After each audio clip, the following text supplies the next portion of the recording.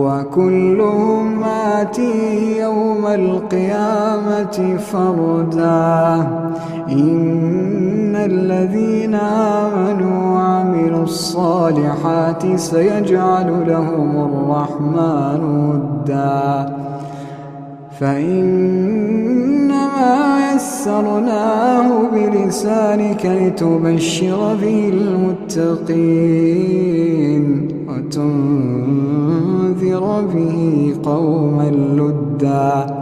وكم أهلكنا قبلهم من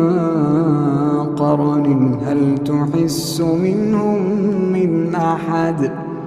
أو تسمع لهم ركزا